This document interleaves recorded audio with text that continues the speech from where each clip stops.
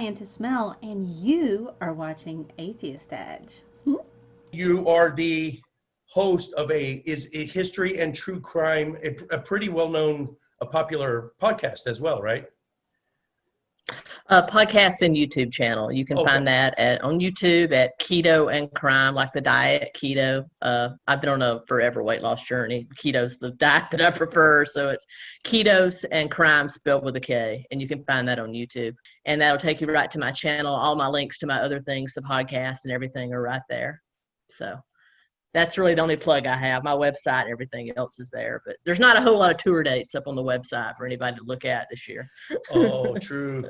Okay, let's jump right into questions. I'm sure my co-host Lilandra is chomping at the bit, so I'm going to give her first chance to ask you something. Tracy, how do you balance conservative-leaning views with being an atheist and a lesbian, because sometimes those views, as they work out politically, clash? Well, first, as just to say, libertarian does not necessarily mean right-leaning.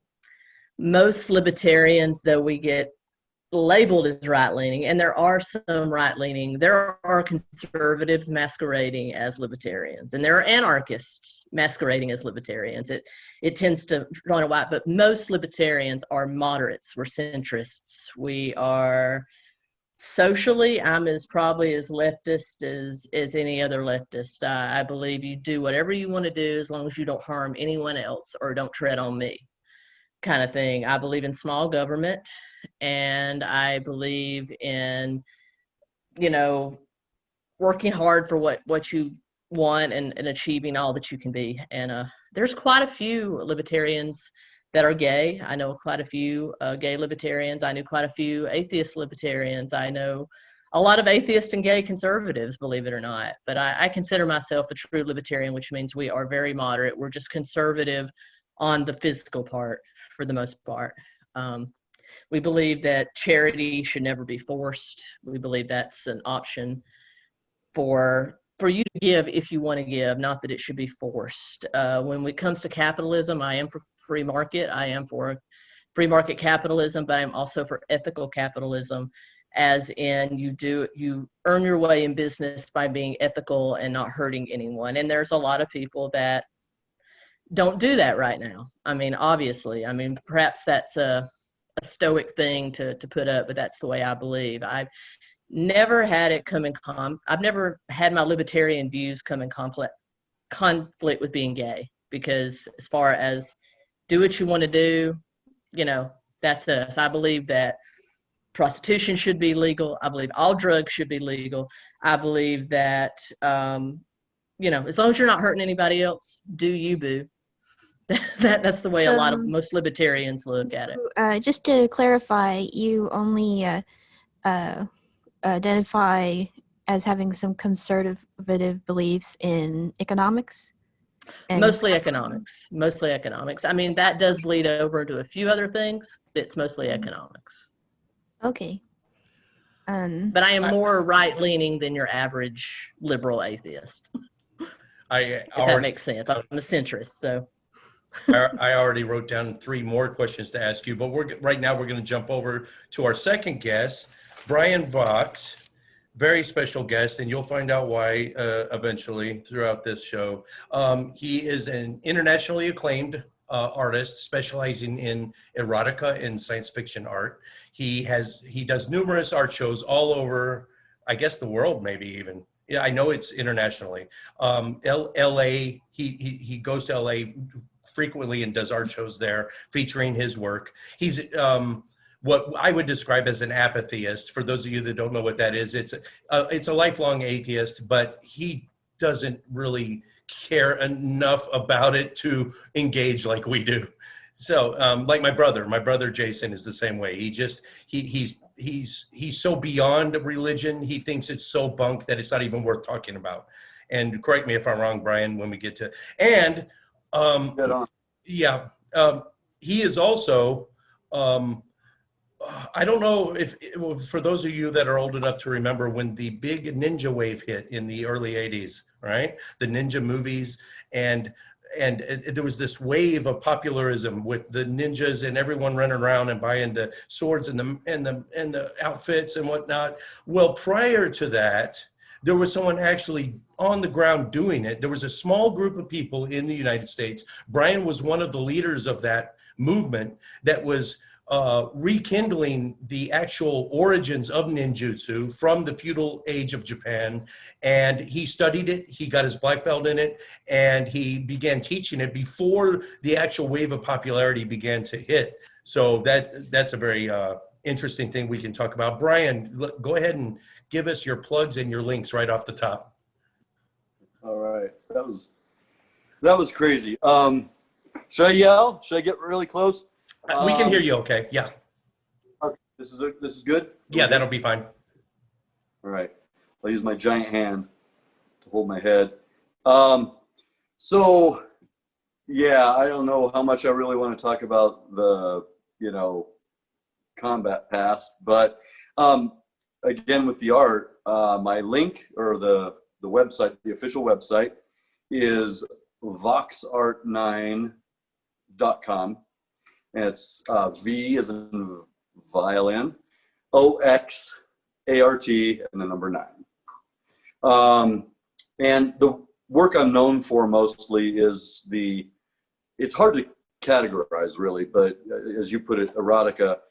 I come from an influence of pinup background, and I paint and draw women in a powerful and unapologetically sexy way.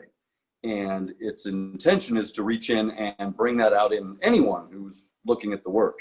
Let them feel proud about their sexy side, basically. Own it, And I don't care if somebody is, oh yeah, there you got something behind you. Ta-da, that's me. Well, it's not me, it's one of my models. But anyway, yeah, so I don't know, that's it. Okay, so I'm not familiar with ninjutsu as a sport, and I know you want to talk about art, but let's just get it out of the way. How do you compete as a ninja? If you could talk to us about that. Well, I guess just kind of focusing on that word, compete. Really, it is self-competition. And that's what drew me to it originally, is as a kid, at the age of 6, I started studying various martial arts, judo, kung fu, a variety of things.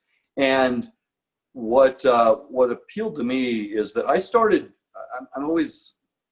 I'm obsessive, and even as a kid I was, and I began looking for arts that were thought to be extinct or dead. And of course, that's never the case. There's always somebody out there keeping things alive. And so what I appreciated about it was that post-World War II in Japan, a lot of the battlefield arts were pretty much forbidden for people to study. And so they were softened up and turned into sport forms. And that's where you end up with, okay, I'll sound all Japanese. I actually hate when Westerners do this, but I'll do it. Karate do. Or judo. And the original systems were usually known, largely in the term of jutsu, as opposed to the way of, it was the art of, and whatever. Who knows what the hell that even means. But most Japanese battlefield arts were changed. So I've always been interested in the arts that were studied in a very combative way. It's just, as a kid, it was just cooler, honestly. And as time has gone on, I was always on a quest for looking for effective things, whether I studied Filipino knife and stick fighting, or whether I studied Pencak Silat, or, now it's a big thing, but Krav Maga. I actually learned about Brazilian Jiu-Jitsu in an old issue of Playboy magazine.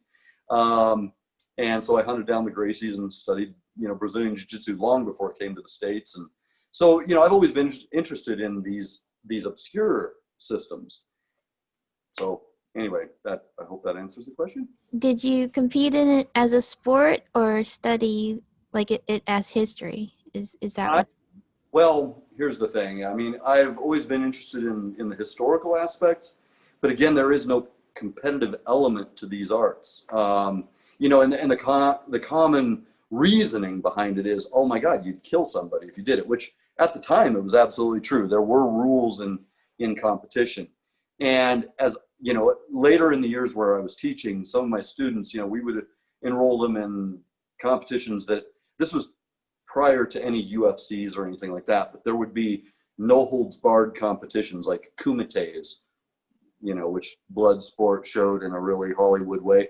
But they were basically no holds barred, style against style. And my students would still manage to get disqualified for doing things that weren't cool. A lot of headbutting and biting and things. But one of my students really took it into the competitive realm. Dude, we didn't have to go. I was not setting you up for this.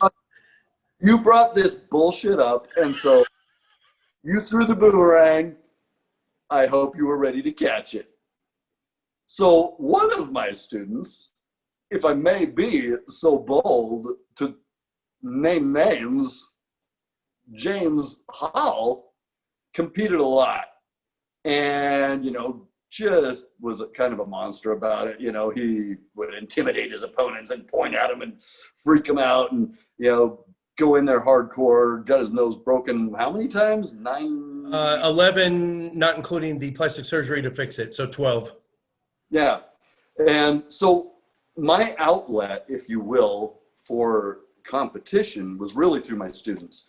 I never gave a fuck about it. I could care less. You know, to me, it was really about, well, it changed throughout the years, but part of it was keeping history alive. And then it just evolved, perhaps devolved into a point of, you know, just looking for what was really effective. Because when you're really in a difficult situation, you know, in a reality-based situation, you just can't go with the woo-woo, which is a lot of the martial arts out there have well, it used to be more that way. UFC's kind of changed that game, and a lot of people now are studying things like Krav Maga, is really popular, and also Brazilian Jiu-Jitsu. And both of those are highly effective, you know, arts, if I might use the term. Back in the day, back when we were kids and we didn't have your fancy damn internet, martial arts were just full of all kinds of wacky, you know, metaphysical stuff. And, you know, again, it's a lot of it. When people think of martial arts, they usually think of Asia. Truth is any culture that has kind of laid out fighting techniques, you know, technically that's a martial art. Boxing is a martial art. You know, Greco-Roman wrestling is a martial art. You know, the Native Americans had martial arts. So people usually focus on Asia, and of course, Asian culture is laden with, you know, basically taking anything. I mean, I don't care if it's flower arranging and making it an art form, and therefore a spiritual element comes into it. And I shouldn't even said that word, because now we're going to stay on this subject probably because this is Atheist Edge, and I just said spiritual, so fuck me. We're going to get back to that. Tracy, let me ask you a question. Is there a line in comedy? Is there anything that you would not say on stage? Is there anything that's off limits? Universally, for me, no. But by virtue of my crowd, I do read my crowd. If I am in I live in and around Nashville, Tennessee. So if I'm in a hipster club somewhere in East Nashville, I'm not going to insult. I'm not going to crack a joke about Joe Biden. But if I'm in Redneck Bar out in Podunk, Tennessee, I might tell that joke, but I'm not going to crack one on Trump. Whereas in that same hipster bar, I might crack one on Trump. So my whole thing is I read my audience. You never want to divide your audience, because no matter what you say, half the people are going to like it, half the people are going to hate it. So I never try to divide my audience. I try to read the audience.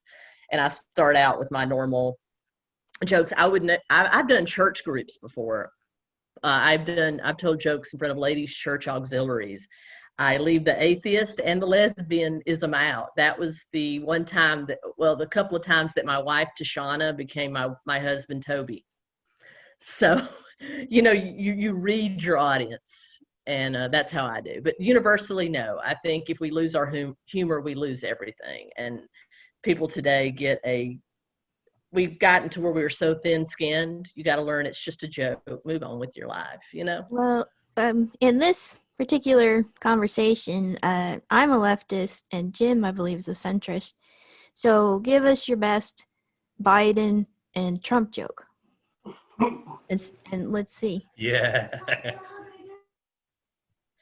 I haven't really. Let's see. Well, this is the joke that I tell that kind of feeds into both those crowds. I come out. My very first word is, "Have you heard that 20,000 people in this country identify as a vampire?" And people I said, "I'm not kidding. You can't make this shit up." And then I'm like, "Where are their bathrooms?" Is what I want to know about. Bathrooms can be a hot topic, but where are these bathrooms for all these vampires? And then people start to giggle a little bit, usually. And then I go into, well, I'm almost certain that several of the vampires are now occupying high positions in Washington, and a couple of them are running for the presidential, are running the presidential race right now. And then I go into this. It's very physical, but I go into this thing about, you remember the old Godzilla movies where Godzilla was fighting Mon Mothra? And you've got the two little Japanese kids, girls over to the side, and then I put those. I have to jump in. It kind of hits them.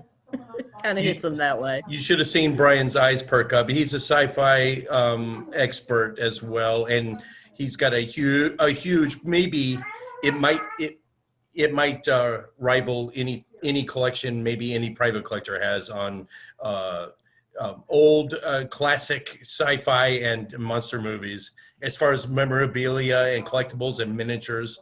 So yeah, that's a great crossover.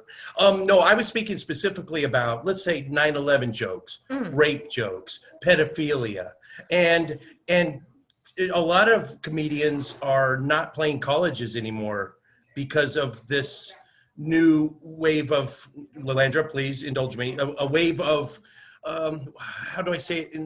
You know what I'm saying? It's a little Bullshit. well, it's a little bit PC. It's a little bit we have to admit, I think even Lalandra can admit now that we are in a culture where some things George Carlin said in the 70s he couldn't say on stage right now, is what I'm saying.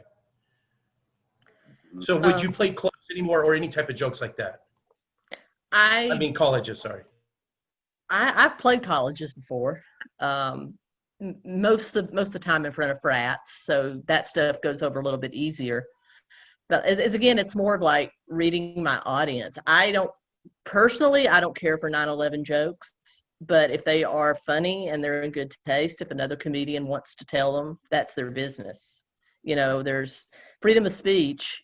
And, but there are consequences to that speech. So it just depends on where you tell it. I have told jokes that revolve around predatory behavior, not actually like, for example, there was a joke of a case somewhere in Ohio. Of course, everything happens in Ohio. But of course, years ago in Ohio, a gentleman was caught with like 100 terabytes of kiddie porn on his computer. And I used to have a joke where I would hold up my cell phone and go, "This is the sun." And then I would hold up a beach ball, huge, and I said, "This is the amount of kiddie porn on that guy's system," to kind of, and so I'll tell jokes like that. And how in the hell did he get away with downloading that much? And so I'll tell jokes like that kind of skirt the issue and talk about it. But, getting into it hardcore, I'm not going to do that. Well, with that, I would say there might be a certain amount of sensitivity, but there's also that some jokes and movies don't age well. So, like, we're maybe as a society, what we find funny might have changed. Like, if you watch a movie from the 80s that a lot of times is a comedy, they'll use the F word you know the one to describe gay people. I don't even want to repeat it. But I grew up in the 80s, and that was common in high school too. And I used to get made fun of in middle school, and the tease was you were a lesbian. Like that was such a horrible thing. And so I think what went for people in the 70s, what went for an Andrew Dice Clay who was definitely trying to provoke people, and get that kind of laugh from, oh, that was wrong, I can't believe you said that, and then play some of those jokes now, and it's like, well, what was funny about it, really? Like I have an example, and I think he used this joke recently, and I've heard this joke before, and we're talking about Asian things kind of, and that doesn't mean I'm the Asian like expert here, because I'm half Vietnamese, because it's a very diverse culture. But he repeated a joke that I think wasn't even originally his joke. I think somebody else made it, that Japanese people, when they're talking, they sound like they're taking a crap, and how much he hated Chinatown, I believe, or I might be mixing him up on. I know the first one he did, but some people, like, it's just going off on how much they hate the Chinese in Chinatown, and I'm like, you don't have to go there, don't be so sensitive to other cultures, like, so people eat Chinese food in certain parts of town. Why is that something that you gotta get in front of a mic and go, oh, I hate that, well, okay, whatever, but I just don't find it funny, and maybe with college crowds, they do find things funny. It's just, it's changed. So there's my spiel about it from the left. Wow. I mean, we have so many roads we could go down right now. I'm going to keep switching gears. If you guys want to stick on a topic, feel free. Brian, is there such a thing as a 3-inch punch or the concept of ki or chi energy? Absolutely, there is such thing as a 3-inch punch. Anybody can do it. Now, the level of power generated is up for grabs, right? But here's the funny thing: the 3-inch punch thing. That was basically a really like a demonstration, almost trick that Bruce Lee used to do in demonstrations and competitions back in the 60s and whatnot. And, really the study of something like that, this really was something that I learned a lot more about when I studied Filipino martial arts, because you get into a very close range and you're trapping up arms and locking, shoving their arms against their body. And, basically imagine fighting in a phone booth, and you can't wind up and give a haymaker, in that range. So you may have to just punch very, very shallow. Well, there are all kinds of percentages that get missed in generating that power in that punch throughout the body usually. So if you're aware of the mechanics, and again, this just comes down to science, you engage every aspect that enhances the power of that punch just a little bit. And then there were a couple people that I used to know pretty well that used to use these shields that would measure pounds per square inch. And so you start training yourself to okay, let me, use this aspect of my hip.